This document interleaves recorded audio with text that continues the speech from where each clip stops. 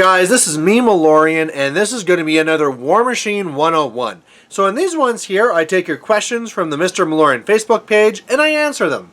So we have quite a few here today, so we'll jump right into it. First one here comes from Chris Johnstone, and his question is, what do you think makes a better overall player?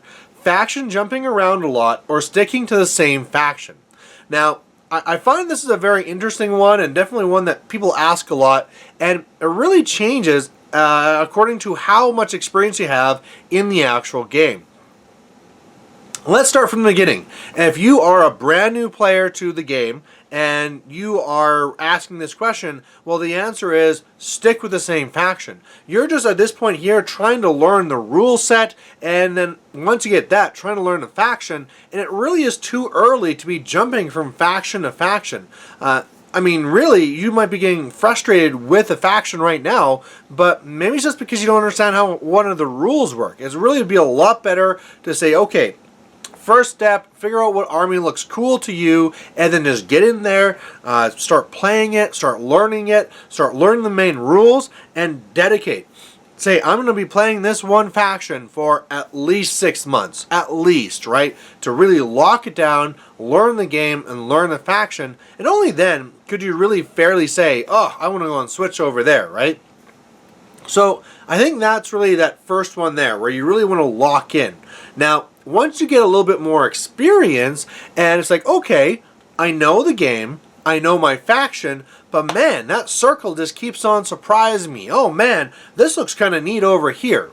I think at that point, it's a little bit safer to jump from faction to faction. To be saying, okay, I've learned the game, I've learned Signar, but what's this Legion all about? Let's go check that out, right? And it can either be a thing where, okay, now you're starting to see where your strengths and weaknesses are, or your preferences in your gameplay, and now you can go to a faction that matches that. Or again, like I kind of said, like maybe if you're having a problem with a faction, play it to learn their secrets from the inside. It'll make you a better gamer overall. So there's that for there. So we talked about the beginning, talking about the middle. What about for an expert player? An expert player that really wants to get good at the game and be a good overall player.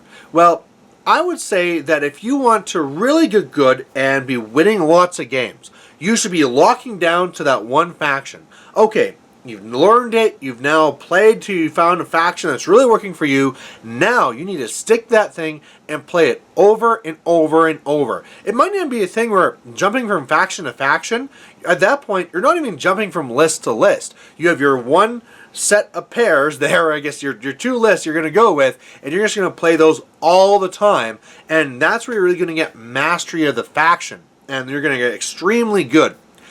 But unfortunately, we're not talking about mastery, we're talking about being the best overall player.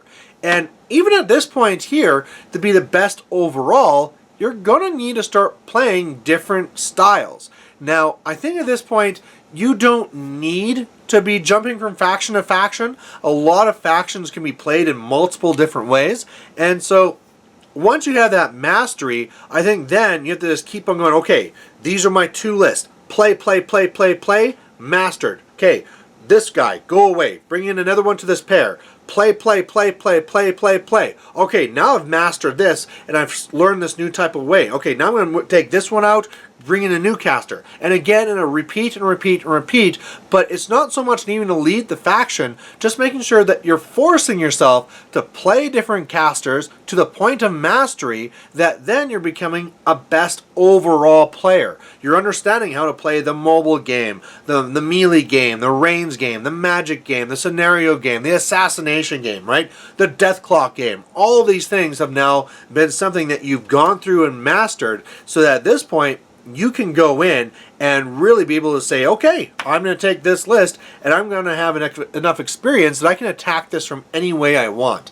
Now, once you get to that point, then I find that a lot of players that are at that can very easily jump to another faction, because they've really now realized, okay, these are the main ways that you can try and do this and this and this and this, and a person who you would see as a master in Legion can jump over to something like Retribution and find it a lot easier, right? At that point where they've taken the time, they've become an expert in their own faction in all the different assets of their own faction. And that's a lot easier to jump over because they just know how the game works. They know how to do these different strategies. So even if in Signar I'm all about pew pew pew, and I go to Legion, which is all about Ravagore, well, that kind of makes sense. So it's an easy jump.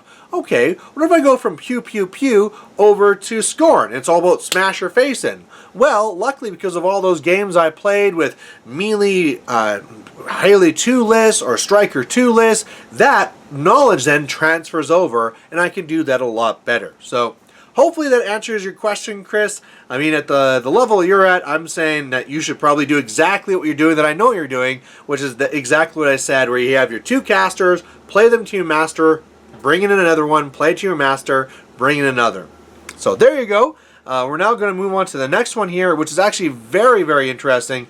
Comes to us from Albert Urgal. And this one here is saying, what's your opinion on how Privateer Press ended up here? And he gives me a link to the ICV2 top 5 non-collectible miniature games fall of 2015. So opening up this link here, it's talking about this chart of the ICV2 top 5 non-collectible miniature games shows the U.S. sales for the fall season, September to December. To develop this chart, we interviewed distributors, manufacturers, retailers, then aggregated the information into a single ranking. Now, looking at this here and what it says, the #1 seller for these things was Star Wars X-Wing. The next one, Warhammer 40K. The next one, Star Wars Armada. The next one, Warmachine. And the last one, Star Trek Attack Wing. So what are my thoughts of this here? Well, first of all, clearly with The Force Awakens coming out fairly recently, Star Wars games are going to be selling very high. So you're going to be, I'm not surprised whatsoever to see that these are doing so amazing. Now, I am having to kind of question this. It doesn't surprise me at all that you would see Warhammer 40K up there and that Warmachine would be the other one, but I do have to question this data because it doesn't tell me what it's based on. Is this based off of sales overall, dollars coming in, or actually income? Is it talking about increase? It's not really saying what data is being represented here. And as well, I've seen charts like these before where they're breaking up Warmachine and Hordes as 2 separate games, when really that's not how it should be seen, and all those numbers should be together. So if those are together, would those actually be higher than Star Wars Armada and go into 3rd? Maybe. Either way, it is very interesting to see Star Wars X-Wing defeating a giant like Warhammer 40K. But again, coming off The Force Awakens, I can totally understand it. The big thing to take away from here is, of course, that Warmachine is a very, very strong selling game, and when you're looking at, somebody that's going to be taking on the giant of GW, Warmachine is definitely one that's really up there and strong. And again, I'd probably bet money on the fact that they split up Warmachine and Hordes. But at the same time, yeah, kudos to Attack Wing and Armada and Attack Wing. All those ones doing very, very well. And even the Star Trek being in there as well, right? I mean, that's not Force Awakens, that's separate. But that genre of game, I'm just trying to take a few things and go in and play. Maybe that's a real move away from the old days of fantasy. We're going to be having all these models. Maybe people now just want to have stuff where, hey, I'm just going to grab this and play. One of the big advantages as well to Attack Wing and Armada and X-Wing is the fact that they also come pre-painted. It's always kind of a question sometimes, like, should other companies do that? What if whenever you bought your, here's some steelhead riflemen, what if they came already built and painted? Some people would love that, some people would hate that. But that could be a part that's really going towards the success of these Star Wars and Star Trek games. So, yeah, very interesting. Of course, I really want to see the rest of the data. But, man, one of these days when when Warmachine is on top of Warhammer, man, that's going to be a glorious day.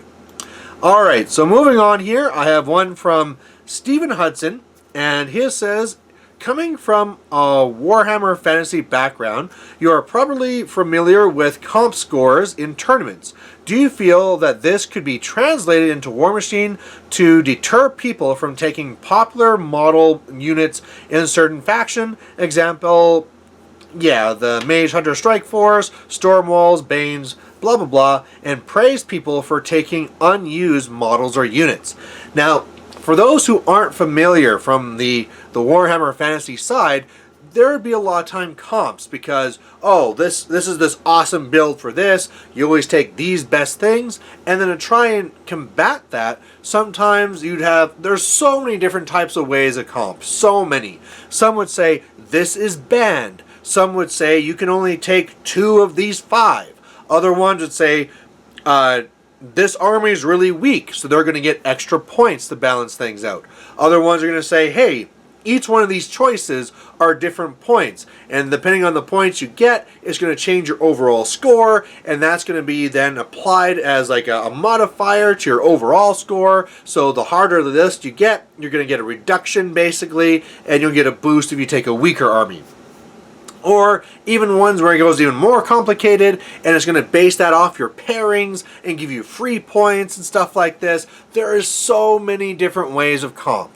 Now, the first thing I'm going to say right there before we jump over is I was not a fan of comp even in Warhammer Fantasy. The problem with comping is that, first of all, when you say that the number one thing here is no longer allowed or you're going to be heavily penalized for, people are just going to naturally go down to the next best thing. And so you don't really get into a thing where, oh wow, everybody's taking like these soft, crazy lists. They're just going to the next thing that the person who made that comp didn't catch. And that's really coming into the next problem with comp that I had, which is really, when you come into it and you say, this should be banned, or this thing should be seen as being taken too much, and, you know, I'm going to penalize you for this, you get into a really gray area where this person doesn't like this and this person doesn't like that, and it just brings in a whole bunch of issues. If you think right now the idea of like, should we go with strength of schedule or control points or a modified strength of schedule, if you think that's like a debate, like a big debate right now, bring this in. If ultimately it's like, oh yeah, you know, if you take Haley 2, you're just going to basically be losing.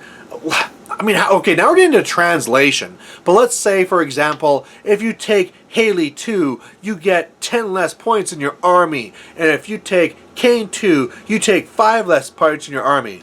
And one person's going to say, like, well, why? What about Siege? Why isn't Siege on the list? And another one will say, well, that's because Siege is like, kind of soft. You don't see him a lot right now. You know, like, there's so many arguments about what should be on the list and what shouldn't be on the list, what's ranked about another. You know, it just gets ridiculous and it takes away from the game. And at the end of the day, you're just going to take something that somebody else, the player, is just going to crack and find the loopholes and say, okay, clearly, I'm not going to go here, but click, click, I'm just going to go here, and it's still, that's the best math possibility for me. Or, another one that I did in one of the tournaments I went to with some really extreme comp is that I just took the crappiest army I could. So took all the things that they said were really bad, and the way it worked is that if somebody massacred me, the way the points adjustment worked is that we get a tie, and then if I do well whatsoever, I get a massive victory. And of course I won first overall over the whole tournament. I get a massive Stein trophy over there for it. And is that really what we want? No, I don't think it is. And looking at Privateer Press, they do a very good job of balancing things. Plus you have the whole 2-list format. Plus you have the whole thing where the meta corrects for itself, where people start building against the top players. I don't want to get into that.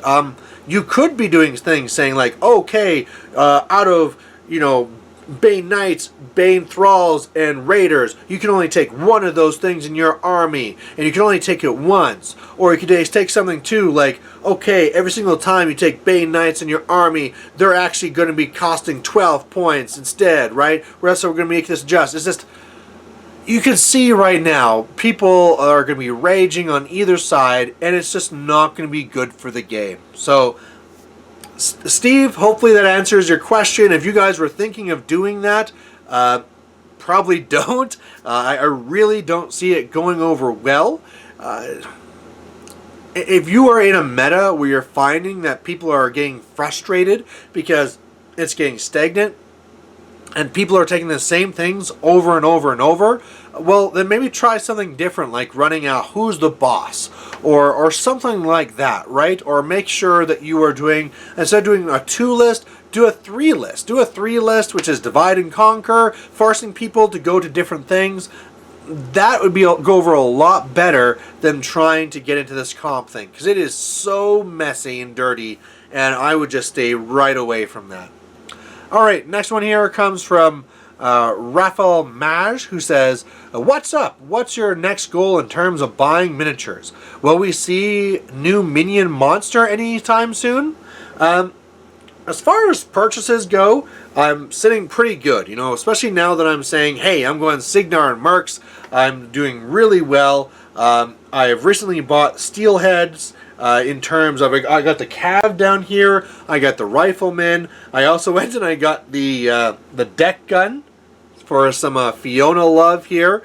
And the thing is like, I really have a lot of all I need. The biggest things I see coming up for new purchases is now that Mobius is out, I'll have to get him. Whenever Hurricane comes out, I'll probably need to get like 2 of him. But you'll notice that's all on the Warmachine side. On my Horde side, where I now still have minions and I still have the Legion, and Legion's going, and then Circle. I mean, the talk about the Dracodile is pretty cool, but I don't know if I'm really going to be expanding my minions. I think I'm just going to leave them the way they are. In Circle, I'm not really expanding that at all. So as far as the Horde side, I'm not having any plans currently. Maybe if the Dracodile comes out and it really is like, wow, this is amazing, it could maybe really pull me back in over there for some fun, have some more pink gators going on. But right now, it really is more trying to go with the Mercs and the Minions, and not the Mercs and Minions, Signar and Mercenaries, and just that pull about which way I should go. And again, if Kane 3 is going to be either way, just like Constance, that's going to be a dream. Alright, Brian Finch, how to identify when to switch gears from scenario focus to assassination, or when to commit hard to scenario. Now, I know this is one that we talked about recently. I don't know if it's the last one or one before. So, in that one I went really in depth. So maybe I'll be a little bit more to the point in this one here at least. But just know that if you're looking for more of this, we did touch on this just the last one or one before. But either way, you really have to have a good understanding of the math behind it and the odds, and also a good understanding of the flow of the game. So, for example, whenever you're doing the assassination, that's actually a little bit more easier because there's numbers involved. You're coming in and you're saying, okay, right now I have this percentage to try and kill you if I try to dedicate these things right now. And last turn it was this percentage, and next turn, if I try and eliminate this support model and this support model, maybe it'll go to this percentage. And you can kind of work that out, and when you can see that there's a peak, you probably want to go there. And where the peak is for assassination is maybe because they went all out, they didn't camp very much. Or maybe they loaded up a beast too much, so they won't be able to transfer. Or you can kill that beast, and so they won't be able to transfer. Or you have all the pieces are just now in range, so you might as well go it. Or maybe this is going to be your best shot because the tides are turning against you. Right now, I have all these things I can put into your caster, but next turn you're going to kill this, this, and this, and my percentage is going to start going down. So now is the time to go for that assassination. Or maybe it's the thing saying, I'm screwed, right now is not a peak, it's still crappy as can be, but let's go for it because it's my only chance for the game. Now, that brings in the scenario side, and the scenario side really goes, again, more positioning and looking at the flow of the game. So, positioning really says, okay, right now I might have been going for assassination, but in you trying to defend against my assassination, you left this open, and I can destroy your objective. So run, dominate, destroy, and also I'm really up on scenario. And whereas that assassination might have been 80%, Well, now I'm up 3 control points, and there's almost nothing you can do next turn, so that me winning on scenario is going to be up to, say, like 98% type thing, right? So that'd be more of a positioning thing. It could also be a flow of the game, saying, okay, wow, you took out this key piece. Let's say I just lost my storm wall. Well, whereas I was hoping to go for the assassination, I needed that storm wall, but now that it's dead, I gotta really go for this scenario. So that's something you also have to keep in mind, that, hey, my other plan failed, now I need plan B. And plan B might be scenario. Now, scenario is one of these interesting things that the sooner that you keep it in mind, the better it is for you. So you don't want to be in a spot that you're deep into the game, you've lost key pieces, and then go, I hope I can go for a scenario. You want to try and get a few of those early. So even if your game plan is death clock or attrition or trying to go for assassination, try and get some control points early so that if later on you need to go for it, it won't be a big deal, right? Or no, that's the wrong term. It'll be easier than it might have been. So that's the big thing there.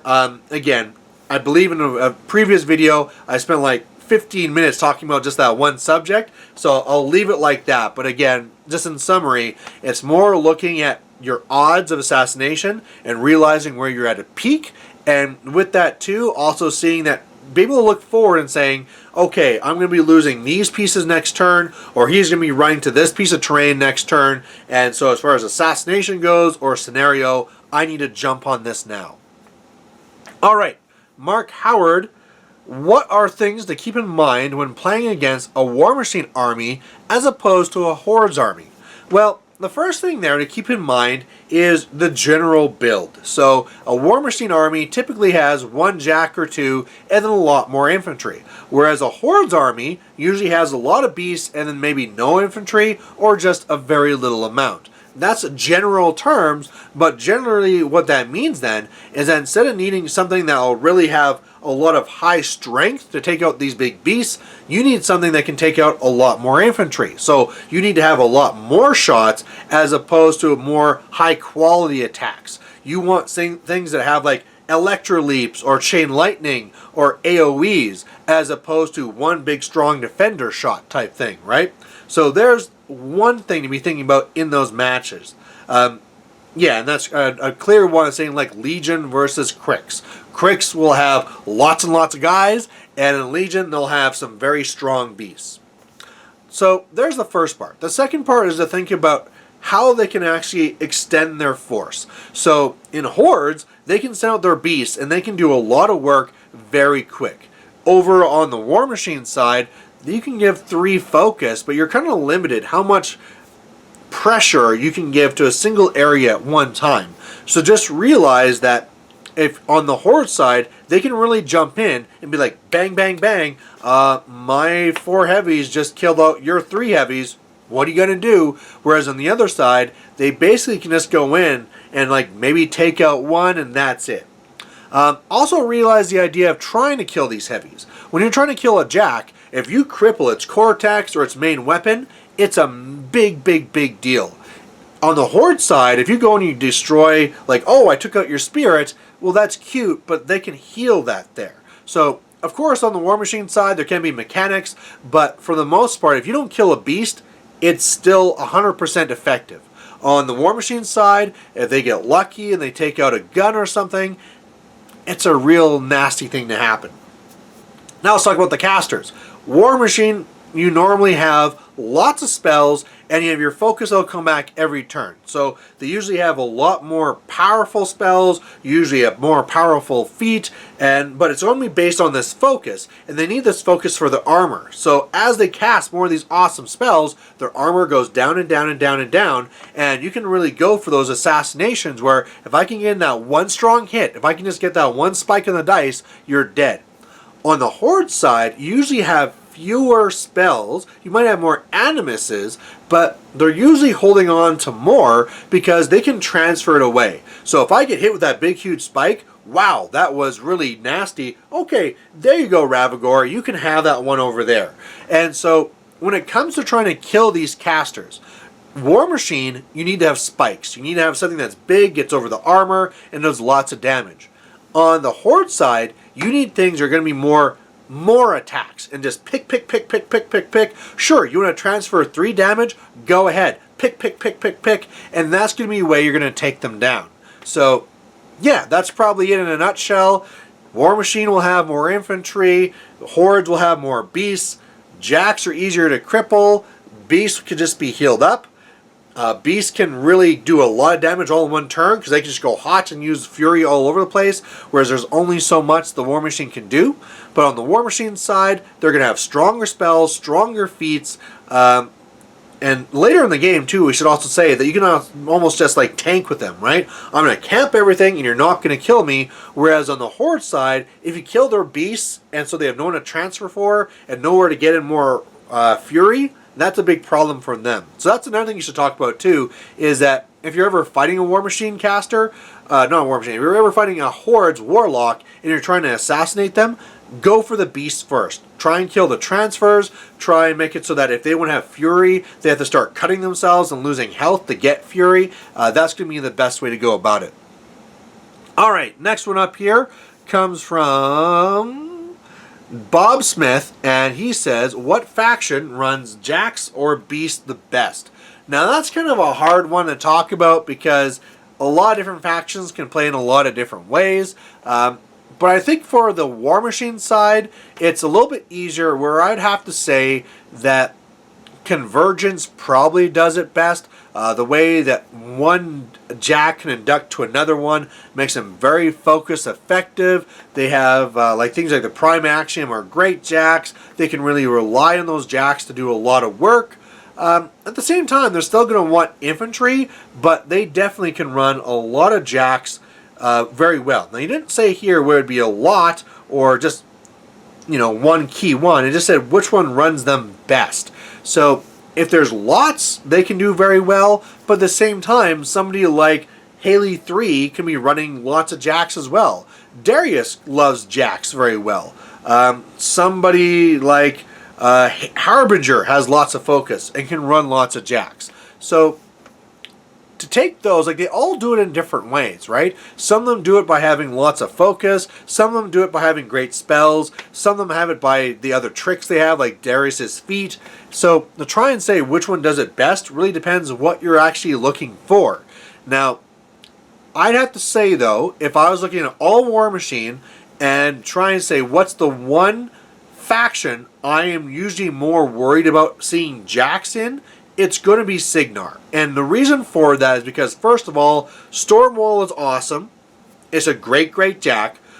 Seeing 2 Stormwalls does very well because they can deal with infantry, so they don't need all the support.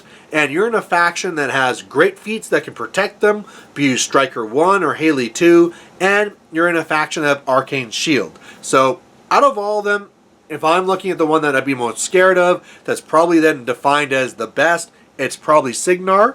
When it comes to the Horde side, same thing. It's probably going to have to be Legion, because Legion has the most fury mitigation between the Shepherds, the Forsaken, and now you have the little Chef as well. They can really run a lot of beasts with a lot of fury. They have some casters, say like the Twins even, or Lilith 2, not Lilith 2, Veil 2, that can deal with a lot of fury. So out of all the different Hordes factions, I think that one's a little bit more obvious because they're the ones that really have the things that can help them deal with having more beasts. And so I say be Legion for the Horde side. Alright, going into the last one here, a little bit of a fun one from Tom Bell, which is, how many Buccaneers is too many?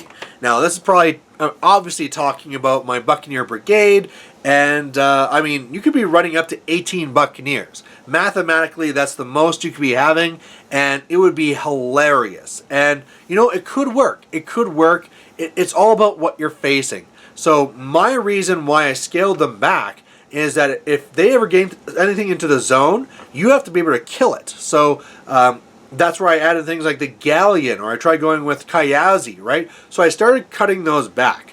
Now, maybe something that's more telling from my experience is that when I decided to get into Buccaneers, I bought 14 Buccaneers, and 2 of them are still not painted, because I always found that once I tried that first game, where it was 14 Buccaneers and then also 2 of the Nomads, that it didn't really seem to be doing what I needed it to. And so now, usually the most I do is 12, but I could see again going back to 14, but overall, it seems like 12 has been hitting that good point. You know, maybe that's like the optimum point. So as far as too many, I wouldn't say that 14 is too many. I might not even say 18 is too many. It's more about what risk are you allowing to take. And, you know, if you take all Buccaneers, you have nothing else. So maybe, yeah. The honest one, though, is that if somebody is out there and they're wondering how much to invest in Buccaneers because they want to do this, I suggest go 12 to start. I'd say 12 is a good spot where you're flooding the field, you have all you need. You might just be going 8, you might just be going 10, you might be going 12, but at least you won't have any sitting on the shelf unpainted. So there you go, guys. That is all for the Warmachine 101. Again, every Friday pretty much, I post this up on the Mr. Malorian Facebook page. So join and like that if you haven't already, and we'll join you then for next week. See you then. Bye. Hey there, if you liked watching this video, please go down and give it a like down below you here. And if you have any concerns or questions or comments, please put those in the comment section as well. You know, the best way for me to give you what you want to see is if you tell me what you like seeing and what you don't like seeing. So otherwise, thanks for watching, and we'll catch you later.